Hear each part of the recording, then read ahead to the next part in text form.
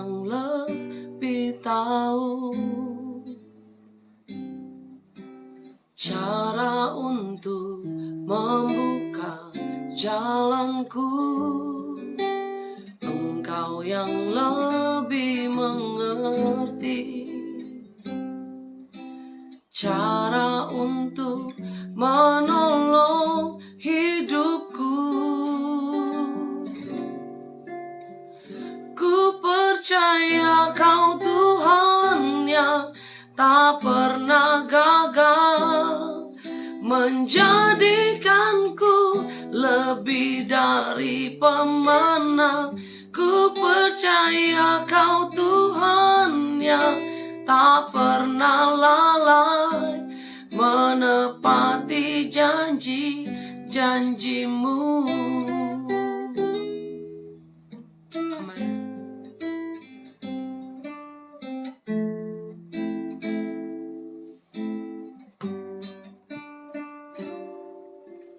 Engkau yang lebih tahu cara untuk membuka jalanku.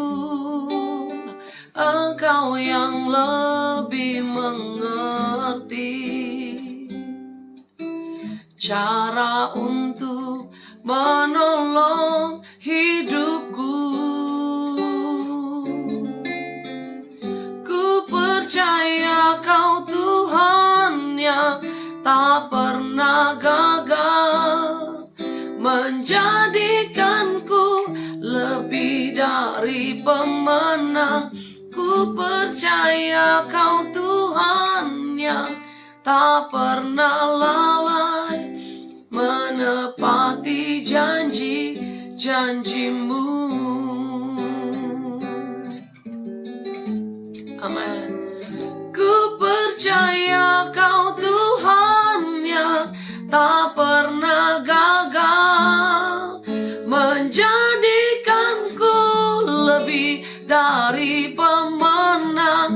Ku percaya Kau Tuhan yang tak pernah lalai menepati janji-janjimu. Menepati janji-janjimu. Menepati janji-janjimu. Ku percaya Engkau Tuhan, ku percaya Engkau takkan pernah gagal di hidupku, takkan pernah lalai akan setiap janjimu Tuhan. Terima kasih Yesus, kami bersyukur. Terima kasih Tuhan, terima kasih. Engkau Allah yang tidak pernah gagal, tidak pernah lalai akan setiap janjimu yang selalu Tuhan sediakan yang terbaik dalam kehidupan kami. Inilah pujian yang kami nyatakan bahwa Engkau Allah yang lebih tahu, Engkau Bapa yang paling mengerti setiap hal yang kami alami. Terima kasih Tuhan, kembali hari ini kami ada sebagaimana kami ada berkat kemurahan Tuhan.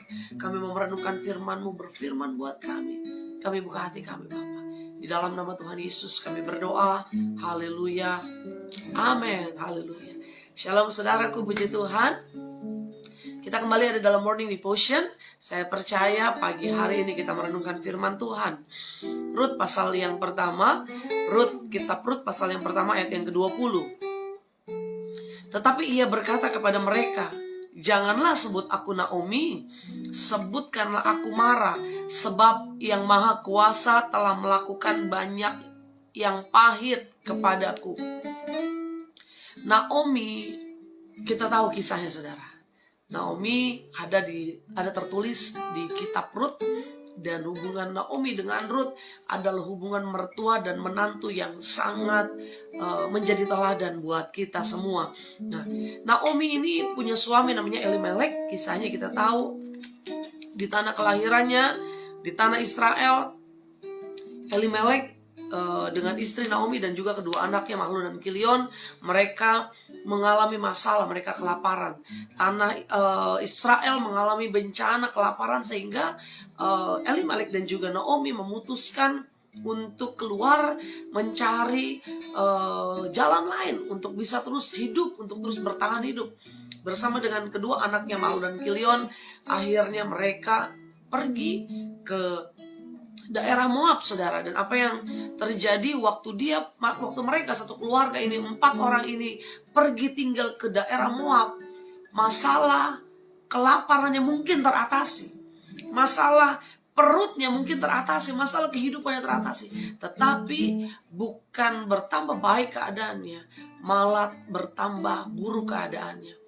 Yang pertama, mereka meninggalkan tanah kelahirannya. Betul, di situ ada masalah, mereka punya alasan untuk pergi dari tanah Israel, tetapi mereka pergi ke tempat yang salah, mereka pergi ke tempat Moab, mereka lari dari masalah, dapat masalah yang lain, saudara. Makanya hidup ini, kalau dapat masalah, jangan lari dari masalah, tapi hadapi bersama Tuhan.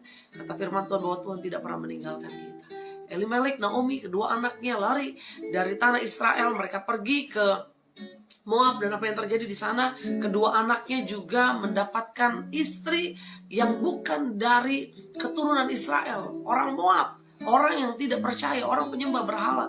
Artinya Tuhan tidak suka apabila orang-orang Israel, anak-anak Israel memiliki pasangan hidup atau perempuan yang bukan dari garis keturunan Israel. Saudara dikasih Tuhan, apa yang terjadi, bencana demi bencana itu terjadi dalam kehidupan keluarga ini. Elimelek akhirnya dipanggil Tuhan, tinggallah Naomi bersama 2 anaknya dan 2 mantunya. Yang pertama Mahlon dan yang kedua Kilion. Yang pertama menikah, dua-duanya menikah dengan orang perempuan Moab. Yang pertama istrinya bernama Orpa dan yang kedua adalah Ruth, saudara. Dan apa yang terjadi setelah mereka menikah, ternyata kembali masalah besar terjadi. Kedua anak dari Naomi juga dipanggil Tuhan, juga harus mati. Yang tinggal adalah Naomi, mertua, dan 2 menantunya. Tidak mudah seorang mertua hidup dengan 2 orang menantu. Begitu berat harus dialami, kehilangan suami, kehilangan kedua anak laki-lakinya. Rasanya mungkin kalau kita wanita ada di posisi itu, rasanya udah gak kuat lagi bertahan untuk hidup. Akhirnya apa yang terjadi, Naomi memutuskan untuk kembali lagi ke tanah Israel. Waktu dia kembali, dua menantunya ini mau ikut serta, saudara. Dan dua-duanya bilang, kita mau ikut mama mertua, kita mau ikut Naomi. Dan apa yang terjadi, Naomi bilang, sudahlah, kalian kembalilah ke keluargamu, kalian kembalilah ke bangsamu. Kak, saya akan pergi karena hidup saya sudah terlalu banyak penderitaan. Mau dapat apa lagi kamu dariku? Kalau mertua kita kaya, kalau Naomi adalah kaya, warisannya banyak, keturunan sultan, saudara, mungkin mertua ini layak diikuti, atau menantunya mau ikut karena ada yang dia tuju.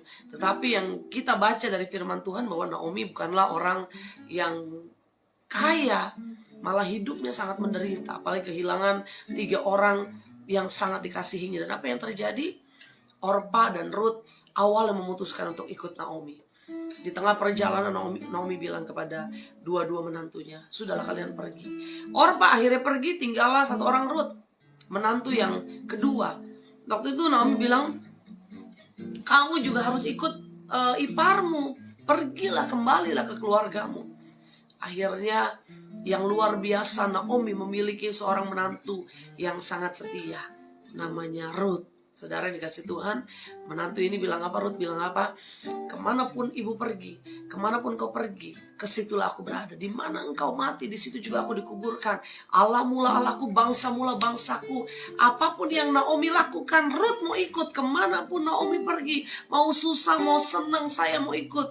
Menantu-menantu kayak gitu nggak ada lagi zaman sekarang, saudara. Rasanya sangat langka kita temui menantu yang begitu setia. Akhirnya mereka kembali berdua ke tanah Israel.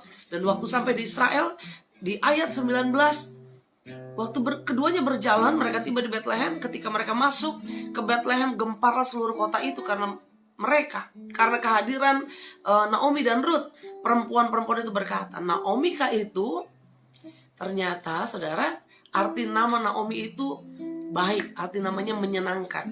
Jadi Naomi sesuai dengan namanya sebetulnya pribadi yang sangat menyenangkan, manis sekali. Tetapi itu juga yang diharapkan dalam kehidupan. Biasanya orang tua kasih nama anak, artinya itu untuk sepanjang kehidupannya.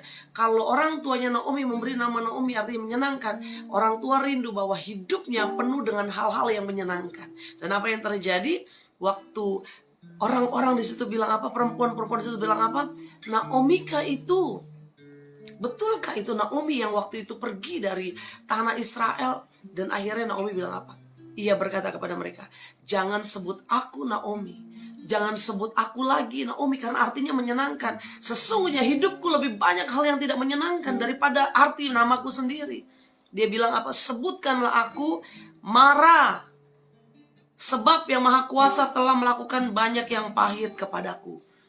Mara memang artinya pahit, saudara. Sampai begitu banyak kepahitan yang ada dalam kehidupan Naomi. Penderitaan yang begitu banyak. Rasanya hidupnya banyak pahit, banyak susahnya. Akhirnya Naomi bilang, jangan panggil lagi aku Naomi, karena sungguh hidupku tidak banyak hal yang menyenangkan. Lebih banyak hal yang pahit yang terjadi dalam kehidupanku. Panggil aku Mara. Sampai Naomi tidak lagi merasa nyaman dipanggil Naomi.